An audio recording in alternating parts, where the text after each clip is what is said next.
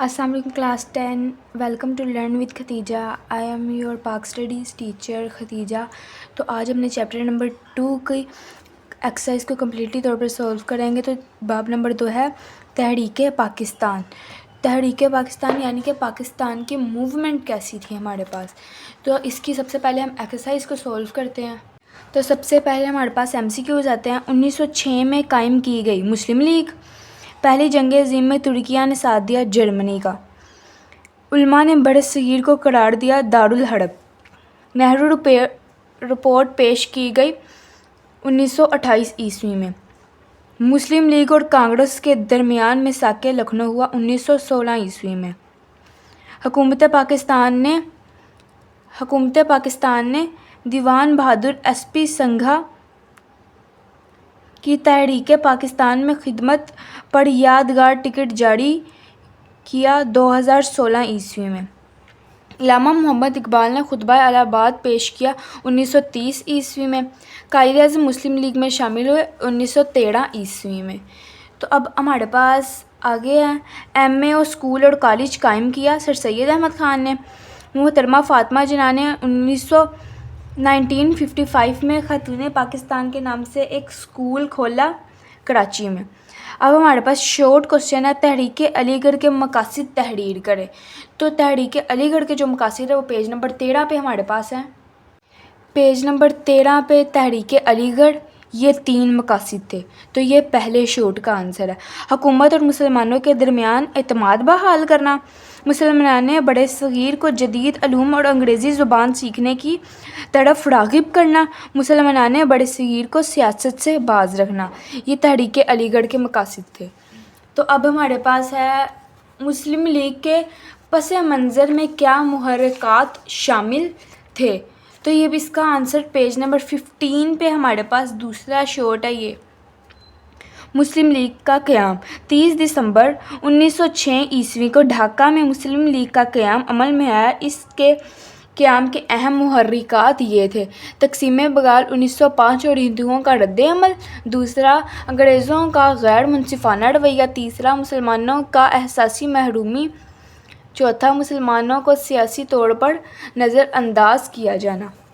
اب ہمارے پاس تیسرا شارٹ ہے تحریک ہجرت کا سبب کیا تھا. پیج نمبر 16 پہ اس کا آنسر ہے ہمارے پاس. یہ ہمارے پاس تیسرا شارٹ ہے تحریک ہجرت. 1920 میں چند علماء کرام نے یہ فتویٰ جاری کیا کہ بڑے صغیر دارالحرب ہے. مسلمانوں کا انگریزوں کی علمبرداری میں رہنا جائز نہیں. انہیں دارالاسلام سے ہجرت کر جانی چاہیے. چنانچہ ہزاروں مسلمان خاندان اپنی جائیداد بیچ کر افغانستان ہجرت کر گئے. افغانستان نے ان کو اپنے ملک میں داخلے کی اجازت نہ دی اور انہیں مجبور کر دیا کہ وہ اپنے ملک واپس چلے جائیں. جب یہ لوٹے پھٹے مسلمان واپس آئے تو بربادی کے سوا ان کے لیے کچھ نہ تھا. ہندوستان نے تحریک خلافت اپنے عروج پر تھی. اسی دوران 1924 میں مصطفیٰ کمال اتاتürک جدید ترکیہ کے بانی نے ترکیہ میں خلافت کا خاتمہ کر دیا اور یہ تحریک ختم ہو گئی. یہ تیسرے شارٹ کا آنسر تھا. اب چوتھا شارٹ ہے ہمارے پاس ریڈ کلف ایوارڈ کا اہم ترین فیصلہ. ریڈ کلف ایوارڈ کا اہم ترین فیصلہ یہ پیج نمبر 22 پہ اس کا آنسر ہمارے پاس. یہ تقسیم بنگال میں ریڈ کلف نے مشرقی پنجاب کے مسلم اکثریت کے کئی علاقے بھارت میں شامل کر کے ایک طرف پاکستان کو ستلج، بیاس اور راوی کے پانی سے محروم کر دیا، جبکہ دوسری جانب بھارت کی سرحد کو کشمیر کے ساتھ ملا دیا. گورداسپور کے راستے بھارت نے کشمیر پر قبضہ کر لیا. اس طرح کشمیر کا مسئلہ پیدا ہوا جو آج تک حل نہیں ہو سکا. ریڈ کلف کی ناقص منصوبہ بندی کے باعث پاکستانی کو کئی مسائل سے دوچار ہونا پڑا. تو یہ شارٹ نمبر 4 کا آنسر تھا. اب ہے شملہ کانفرنس کیوں ناکام ہوئی. اس کا آنسر پیج نمبر 20 پہ.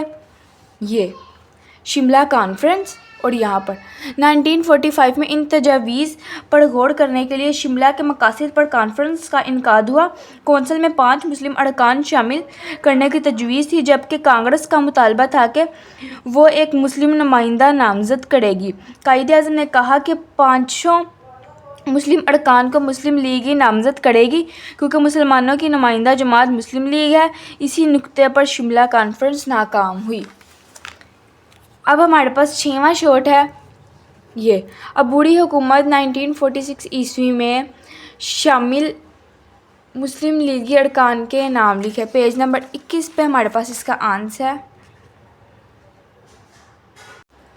عبوری حکومت کا قیام، اور یہ نام ہے جن میں لیاقت علی خان آئی چندر دیگر سردار عبدالعرب نشتر، راجہ گنظفر علی خان اور اقلیتی رکن جو گندر ناتھ منڈل شامل تھے۔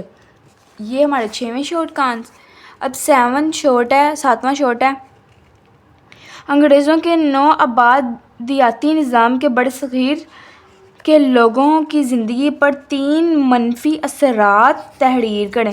اس کا آنسر ہمارے پاس پیج نمبر 13 پہ 7ویں شوٹ کا آنسر ہے یہ نو آبادیاتی نظام کے نتیجے میں غربت، معاشی عدم مساوات پیدا ہوئی اور زبان و ثقافت کو نقصان پہنچا۔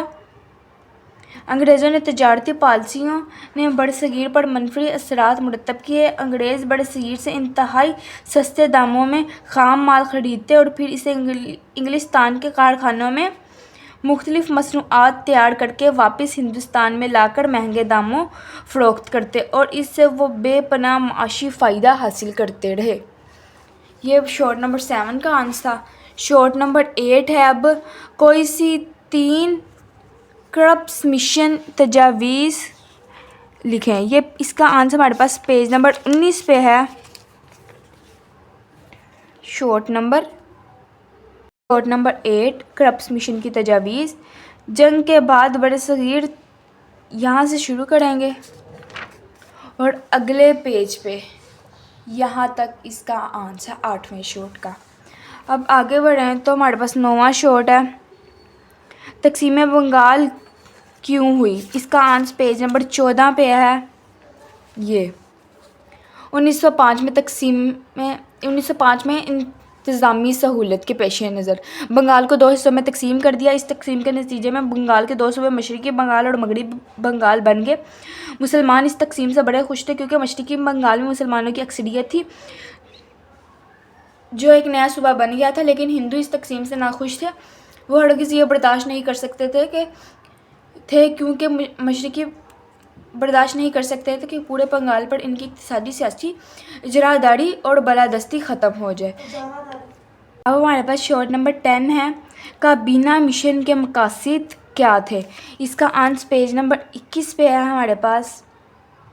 سب سے اوپر برصغیر میں یونین یہاں سے شروع کر کے اور مطالبہ کر سکے۔ 10ویں شوٹ کا آنسر ہمارے پاس یہ ہے۔ پھر 11واں شوٹ کی طرف آئیں تو وہ ہے قانون آزادی ہند کیا تھی۔ اس کا آنسر بھی پیج نمبر 21 پہ ہے۔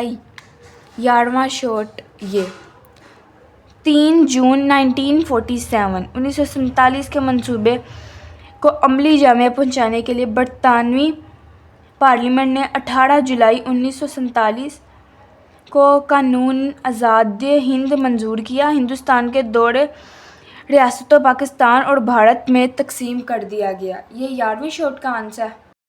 اب ہمارے پاس اگلا شوٹ ہے 13واں شوٹ ہے سائمن کمیشن کیا تھی۔ اس کا آنسر پیج نمبر 17 پہ ہے ہمارے پاس۔ یہ سائمن کمیشن حکومت برطانیہ کی طرف سے ہندوستان میں دستوری اصلاحات کی سفارشات مرتب کرنے کے لیے 1927 میں سر جان سائمن کی سرکردگی میں ایک کمیشن برصغیر آیا جسے سائمن کمیشن کہتے ہیں۔ آگے ہے یوم نجات کب اور کیوں منائی جاتی ہے۔ اس کا آنسر ہمارے پاس پیج نمبر 18 پہ ہے۔ یہ 1939 میں جب کانگریسی وزارتوں کا خاتمہ ہوا تو قائد اعظم اور مسلم لیگ کی اپیل پر مسلمانوں نے 22 دسمبر 1939 کو یوم نجات ڈے آف ڈیلیورنس منایا۔ لاسٹ ہمارے پاس شوٹ ہے ریڈ کلف ایفارڈ میں شامل مسلمانوں کے نام لکھے. یہ اس کا آنسر پیج نمبر 21 پہ ہے ہمارے پاس.